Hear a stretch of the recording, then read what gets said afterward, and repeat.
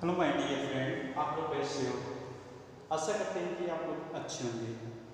हम सूरज कुमार मौर्य आप लोग के लिए कुछ आज बेटा बेसिक चीज़ लेके आए हैं जो कि एग्रीकल्चर सेशंस में बहुत सी मोस्ट इम्पॉर्टेंट क्वेश्चंस होंगे। बेटा आप लोग के लिए मैं आज कुछ पॉइंटों द्वारा खेती का वर्णन करने के लिए कुछ एक ऐसी बेसिक नॉलेज लेके आए हैं जो कि बेटा आप लोग को बहुत ही अच्छा लगेगा। देखते हैं बेटा, हम आज कुछ मेन पॉइंट जो मुख्य पॉइंट्स होते हैं जो हमारे क्वेश्चंस होते हैं जो कि पेपर में क्वेश्चंस किस प्रकार देते हैं, देखते हैं बेटा। आज हम लोग एक पॉइंट की बात करने चल रहे हैं बेटा जो कि एग्रीकल्चर सेशंस पे होगा, वो होगा क्रॉप। क्रॉप पे बेटा वेजिटेबल क्रॉप होगी, कौन सी? सब्जी वाली फसल। बेटा देखते हैं कि सब्जी वाली फसल होती है वो कैसे होती है कि सब्जी वाली फसल क्या होता है बेटा, इसमें जो क्रॉप्स होते हैं बेटा, इसमें सब क्या होते हैं? वेजिटेबल क्रॉप्स होते हैं, यानी कि जो फूड विदेशी फूड होता है बेटा, हम उसका देखते हैं। ठीक, नेक्स्ट आता है बेटा, देखते हैं हम आज एक खेती का वर्णन करने चल रहे हैं बेटा जिसका नाम है आलू की खेती का वर्णन। बेटा फर्स्ट इसमें हम कुछ पॉइंटों के जरिए देखते हैं बेटा आलू की खेती का वर्णन करते हैं। फर्स्ट बेटा जैसे मैंने वनस्पतिक नाम एक पॉइंट बना लिया है, ठीक बेटा। सेकंड पॉइंट हम बना लेते हैं बेटा, इसका क्या होता है? कुल। क्या होता है बेटा? कुल, जिसको बोलते हैं फैमिली। तीसरा पॉइंट इसका बेटा बनता है उद्भव स्थान, यानी कि बेटा जन्म स्थान। चौथा पॉइंट देख लीजिए बेटा, मृदा। मृदा बेटा, उसके बाद पांचवा पॉइंट बेटा इसमें क्या होता है? क्रोमोसोम नंबर, यानी कि गुणसूत्र संख्या। क्या बेटा? गुणसूत्र संख्या। देख लीजिए बेटा, अब ऐसे इसी तरीके से हम पॉइंट को बना के अपने क्रॉप्स का, जिससे अपनी खेती का वर्णन कर सकते हैं। बेटा जो आलू का बॉटनिकल नेम होता है वो होता है सोलेनियम ट्यूबरेशम। सोलेनियम ट्यूबरेशम क्या है बेटा? जो इसका साइंटिफिक नेम होता है वो होता है सोलेनियम ट्यूबरस। आप देखते हैं बेटा सोलेनियम ट्यूबरस वास्तव में है क्या चीज? सोलेनियम ट्यूबरस देखते हैं बेटा, ये आलू का बॉटनिकल नेम होता है जिसे हम लोग वनस्पतिक नाम या वैज्ञानिक नाम से भी जाना जाता है। बेटा जो आलू का वर्टिकल नेम होता है, ये ऐसा क्वेश्चन से पूछता है बेटा, जो आलू आया था वो भारत में कब आया था? भारत में बेटा 19वीं शताब्दी में आलू पुर्तगाली द्वारा लाया गया था। किसके द्वारा बेटा? 19वीं शताब्दी में इसको लाया गया बेटा। किसकी शताब्दी में? 19वीं शताब्दी में आलू को लाया गया था। किसके द्वारा लाया गया था बेटा? पुर्तगाली द्वारा, यानी कि जो पुर्तगाली थे वे आलू को 19वीं शताब्दी में लाए थे। देख लीजिए बेटा, हम क्या बात कर रहे थे? तो आलू का कहाँ था बेटा? 19वीं शताब्दी में किसके द्वारा लाया था बेटा? पुर्तगाली द्वारा। बेटा जैसे हम देखते हैं बेटा, आलू का जो बॉटनिकल नेम होता है वो होता है बेटा सोलेनियम ट्यूबरेशम। क्या होता है बेटा? सोलेनियम ट्यूबरेशम। आलू का बॉटनिकल नेम होता है बेटा, जो इसका फुल होता है वो होता है सोलेनेसिस। क्या होता है बेटा? सोलेनेसिस होता है। उसके बाद बेटा आलू का जन्म स्थान दक्षिण अमेरिका, उसके बाद पेरू भी माना जाता है बेटा। पेरू एक स्थान का नाम होता है बेटा, जो जहाँ से देखो बेटा पेरू जो होता है वो टमाटर का भी जन्म स्थान माना जाता है। क्या बेटा? टमाटर का भी जन्म स्थान पेरू माना जाता है। उसके बाद बेटा आपका एक क्वेश्चन आता है, जैसे इसमें मृदा कौन सी होती है बेटा? आप देख लेते हैं, सॉरी बेटा इसमें मृदा कौन सी होती है? मैंने मृदा का पॉइंट बना रखा है।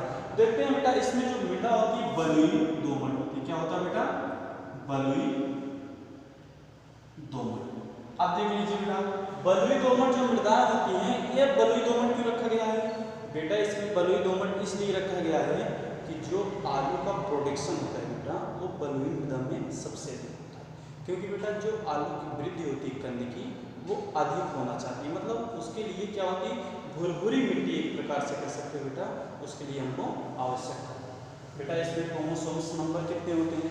अब देख लीजिए बेटा, जो गुणसूत्र नंबर होता है आलू में ये 2n बराबर 14 में कहीं देता है, ठीक, या 24 बेटा। किसका? 14 या 24। उसके बाद बेटा जो इसमें आप देख लीजिए, इसका जो मृदा का पीएच मान होता है, क्या होता है बेटा? मृदा का पीएच मान। छठा पॉइंट देख लीजिए बेटा, पॉइंट के जरिए हम लोग पहले वर्णन करें मृदा का पीएच मान। मृदा का पीएच मान कितना होता है बेटा, इसमें 5.5 होता है। क्या होता है बेटा, 5.0 से अधिक कर सकते हैं बेटा, किससे, 0 से अधिक भी होता। 0 से अधिक क्या होता है बेटा, इसमें क्या होता है, इसका पीएच मान 0 से अधिक भी हो सकता है। अब देखते हैं बेटा इसमें वर्षा कितनी होती है। 7वां पॉइंट बेटा हमारा कौन सा पॉइंट बन रहा है बेटा, 7वां। क्या बन रहा है बेटा, वर्षा। वर्षा इसमें अब वर्षा क्या है सर, वर्षा कैसी होती है, आलू में कैसा वर्षा होता है। अब वर्षा कहाँ होती है बेटा, जो आसमान से पानी गिरता है उसी को हम वर्षा कहते हैं। अब देखते हैं वर्षा बेटा इसमें 50 से 100 होना चाहिए। कितना होना चाहिए बेटा, 50 से 100। 50 से 100 क्या लीटर नहीं बेटा, सेमी होनी चाहिए। क्या होना चाहिए, सेमी। 50 से 100% सेमी होना चाहिए। अब उसके बाद देखते हैं बेटा 8वां पॉइंट इसमें एक बनता है तापक्रम। तापक्रम बेटा जो आलू को जनरेशन यानी कि टेम्परेचर के लिए कितना आवश्यक है, इसका तापमान आवश्यक मतलब बेटा इसको कितना तापमान चाहिए कि जो हमारा प्रोडक्शन कर सके। क्या कर सके, प्रोडक्शन यानी कि आलू की उपज कर सके। उपज इसलिए बेटा देखते हैं इसमें क्या होता है कि 15 डिग्री सेल्सियस से 25 डिग्री सेल्सियस। कितना बेटा, 15 डिग्री सेल्सियस से 25 डिग्री सेल्सियस आलू के लिए सबसे उत्तम होती है बेटा। ये आप नोट कर लीजिएगा बेटा, ये आप बहुत ही अच्छी ये होने वाला है, क्योंकि इसीलिए जो आलू की 25 डिग्री सेल्सियस ये मतलब रबी की फसल में आता है। किसमें बेटा, रबी की फसल में आता है। नेक्स्ट बेटा क्वेश्चन बनती है 9वां पॉइंट आप लोग का प्रजातियां। कौन सी बेटा, प्रजातियां यानी कि कौन सी किस्म बुआई करनी चाहिए। देखिए बेटा आलू को 3 वैरायटियों में बुआई की जाती है। पहला होता है बेटा अगेती, दूसरी होती है मध्यम, तीसरी होती है आपकी पिछेती। 3 प्रजातियां होती है बेटा, ध्यान दीजिएगा, अगेती, अगेती, मध्यम और पिछेती। यानी कि 3 प्रकार से क्या किया जाता है बेटा, आलू की खेतियों में आलू का सीड बोया जाता है। अब अगेती किस्म कौन सी होती हैं, अब मध्यम किस्म कौन सी होती हैं और आपकी पिछेती। हमारे किसान भाइयों, जैसे हमारे किसान भाई क्या करते हैं कि जो किसान भाई होते हैं वो पूछ रहे हैं कि सर इसमें हम कौन सा बो दें कि जो हमको प्रोडक्शन अधिक दे दे। क्या दे दे बेटा, प्रोडक्शन यानी कि उपज अधिक दे देते हैं। जो हम इसके बीज की किस्म बोते हैं बेटा, वो कौन सी बीज बोएं कि जो हमारी अगेती किस्म में हो जाए और मध्यम में हो जाए और पिछेती में हो जाए। ये देख लीजिए बेटा अगेती पिछेती के लिए जो प्रजातियां बनती हैं वो कैसे होती हैं, किस प्रकार की प्रजातियां होती हैं, अब उन्हें हम देख रहे हैं बेटा। पहले जैसे कुफरी, कौन सी बेटा, कुफरी। जैसे कि दोस्तों हम लोग देखना चाहते हैं कि अगेती प्रजाति, किसकी, अगेती। आलू की अगेती कौन सी को किस्म बोलनी चाहिए, कुफरी, चंद्रमुखी एक प्रजाति होती है जो आलू की बोई जाती है। उसके बाद होती है कुफरी अलंकार, एक प्रजाति होती है बोई जाती है। उसके बाद कुफरी नवतक एक प्रजाति होती है, लेकिन बेटा ये नवजात करके मार्केट में आती है। और एक मध्यम में बेटे देखते हैं सीपमान बोलते हैं।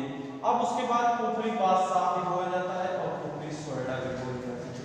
ठीक, ये सब किसकी प्रजाति है बेटा, आलू की प्रजाति है। अब देख लीजिए जैसे प्रजाति ले ली बेटा, अब किस समय इसकी बुआई करनी है, किस समय बुआई करनी होती है बेटा वो देख लेते हैं। अब जो बुआई की जाती है बेटा, ये आप लोग तो समझ गए होंगे बेटा, इसको हम इरेज कर देते हैं। क्या कर देते हैं बेटा, इरेज करने से पहले बेटा एक बार देख लेते हैं, उसके बाद देखते हैं। आलू को वर्टिकल नेम होता है बेटा सोलिडियम ट्यूबरसम, उसके बाद कुल होता है बेटा सोलेनेसी, उद्भव स्थान होता है दक्षिणी अमेरिका व पेरू होता है बेटा। मृदा जो होती है बलुई दोमट मृदा होती है बेटा। उसके बाद क्रोमोसोम नंबर होता है 2n14 यानी कि 24 भी होता है बेटा। उसके बाद मृदा का पीएच मान बेटा 5 से अधिक होता है। वर्षा कितना चाहिए, वर्षा 50 से 100 सेमी चाहिए। तापमान कितना चाहिए, 15 से 25 सेमी। प्रजातियां देखते हैं बेटा अगेती, मध्यम और पिछेती। आशा करते हैं बेटा यहाँ तक आप लोग समझ गए होंगे। नेक्स्ट हम चलते हैं बुआई का समय। एक पॉइंट आप लोग डाल लीजिएगा, बुआई का समय। आप देखते हैं यानी कि बुआई की जो समय होती है वो किस समय बोया जाता है आलू का बीज। 9वां पॉइंट यानी कि 10वां पॉइंट बेटा डालेंगे बुआई का समय। क्या डालेंगे बेटा? बुआई का समय। अब आलू को कितने समय में होना चाहिए देख लीजिए बेटा। आलू को जब बुआई करते हैं तो कितना समय होना चाहिए, यानी कि 25 सितंबर। 25 सितंबर से बुआई स्टार्ट कर देनी है। और बुआई कब तक करनी बेटा? अक्टूबर तक। किस तक? अक्टूबर। कई अक्टूबर तक बेटा? अगर आपको अक्टूबर तक करना है तो बेटा आप लोग को 10 अक्टूबर तक करिए। कितना बेटा? 10 अक्टूबर तक करिए अगेती के लिए बेटा। किसकी? अगेती। यहाँ डालेंगे बेटा अगेती बुआई। कौन सी बुआई? अगेती। अब मध्यम बुआई किस समय करते हैं? बीच वाली बुआई जो होती है बेटा 15 अक्टूबर से 15 दिसंबर तक की है। और 15 अक्टूबर से 25 अक्टूबर तक कर सकते हैं बेटा। ये जो अक्टूबर या हमने लिखाया है ये 15 अक्टूबर से 25 अक्टूबर तक इसकी बुआई मध्यम। पिछैती वाली बुआई कब करते हैं बेटा? पिछैती वाली जो बुआई होती है बेटा वो लगभग बेटा मार्च अप्रैल या पहाड़ी क्षेत्रों में भी की जा सकती है। अब देखते हैं बेटा आप लोग दूसरा देख लीजिए। पॉइंट बनता है आप लोग का पौध से पौध की दूरी। कौन सा बेटा? 11वां पॉइंट आप लोग का कौन सा बनता है? पौध से पौध की दूरी। अब बेटा पौध से पौध की दूरी इसमें कितनी होती है? 45 या 60 गुणे 15 गुणे 30। ये होता है बेटा क्या? पौध से पौध की दूरी। अब देखते हैं बेटा बीज दर प्रति हेक्टेयर कितना होता है बेटा? सॉरी बेटा इसमें आप लोग मैंने मिटा दिया, यानी कि 45 से 60 या बेटा 15 गुणे 30 भी कर सकते हैं इसको। अब देख लीजिए बेटा हम लिख लेते हैं बीज दर प्रति हेक्टेयर। कौन सा बेटा? 12वां पॉइंट क्या बनता है? बीज दर प्रति हेक्टेयर बेटा क्या है? प्रति हेक्टेयर। बीज दर प्रति हेक्टेयर कितना होता है बेटा? अब देखिए 1 हेक्टेयर में जो आलू की बीज बोई जाती है बेटा वो कितना बोया जाता है? Sir 1 kilo 2 kilo 3 kilo 4 kilo कितना बोया जाता है बेटा? बोया जाता है बेटा आपका 25 से 30 कुंतल प्रति हेक्टेयर। कितना बेटा? 25 से 30 कुंतल प्रति हेक्टेयर हो जाता है। अब बेटा इसमें एक और पॉइंट बन जाता है। कौन सा पॉइंट बनता है बेटा? खाद एवं उर्वरक। कौन सा बेटा? 13वां पॉइंट एक बन जाता है बेटा खाद एवं उर्वरक। क्या बनता है बेटा? खाद एवं उर्वरक। यानी बेटा NPK की मात्रा प्रति हेक्टेयर। बेटा NPK की मात्रा यानी कि नाइट्रोजन फास्फोरस और पोटास। इसमें जो पड़ता बेटा 120 kg आपका नाइट्रोजन डाल सकते हैं और आपका बेटा 80 kg आप फास्फोरस डाल सकते हैं, 80 kg बेटा पोटास भी डालते हैं। देख लीजिए बेटा आपका जो NPK था ये भी हो गया। अब उसके बाद इसमें बेटा रोग आते हैं, यानी कि जो आपका 14वां पॉइंट बनता है। 14वां पॉइंट क्या बनता है बेटा? मुख्य रोग एवं कीट। अब बेटा इसमें रोग क्या होता है और कीट क्या होता है ये देख लेते हैं। रोग में देखते हैं बेटा अगेती झुलसा रोग। कौन सा रोग? अगेती झुलसा रोग। अब देखते हैं बेटा जो अगेती झुलसा रोग होता है वो कैसा होता है बेटा? इसमें लिख लेंगे अगेती झुलसा रोग। पिछेती झुलसा रोग। कौन सा बेटा? झुलसा रोग, पिछेती झुलसा रोग। अब इसमें देखते हैं बेटा तना विगलन रोग। ये तना विगलन हो गया। नेक्स्ट होता है बेटा अंगमारी रोग। क्या होता है बेटा? अंगमारी रोग होता है। अब देखो बेटा इतना सब चीज हो गया ना। आज बेटा ये चीज हम आप लोग को एक क्रॉप का पूरा डेरिवेशन कर दिया। डेरिवेशन बेटा यानी कि आलू की खेती। नेक्स्ट बेटा इसमें एक हम देख लेते हैं बेटा बहुत ही इजी तरीका होता है बेटा। आप उस इजी तरीके पे एक बार पॉइंट को फिर हम नोट कर लेते हैं बेटा। जो बच्चे पॉइंट भूले हैं उस पॉइंट को रफ और पेन लेके नोट कर लीजिए बेटा। हम पॉइंट आप लोग के सामने लेके चल रहे बेटा। उस पॉइंट को बेटा बहुत ही ध्यान देना। आप किसी भी क्रॉप को वर्णन कर सकते हैं बेटा। फर्स्ट पॉइंट नोट करेंगे बेटा, बुक लेके नोट करते चलो बेटा, रफ और पेन हाथ में होना चाहिए। यानी कि फर्स्ट में वनस्पतिक नाम क्या होता है बेटा, वनस्पतिक नाम। दूसरा होता है कुल। तीसरी होती है बेटा आपका तीसरा गुणसूत्र की संख्या, ये हो गया बेटा। चौथा पॉइंट होता है बेटा आपका मृदा। पांचवा पॉइंट होता है आपका बेटा पीएच मान। उसके बाद होता है बेटा छठा पॉइंट उद्भव स्थान। उसके बाद बेटा सातवां पॉइंट ले लेते हैं बेटा प्रजातियां, क्या बेटा प्रजातियां। आठवां पॉइंट देखते हैं बेटा, प्रजाति में 2 पॉइंट बनता है। पॉइंट नंबर 1 होता है आगेती, कौन सी होती है बेटा आगेती। दूसरी बी पॉइंट बनता है बेटा आपका मध्यम। सी पॉइंट बनता है बेटा पिछेती।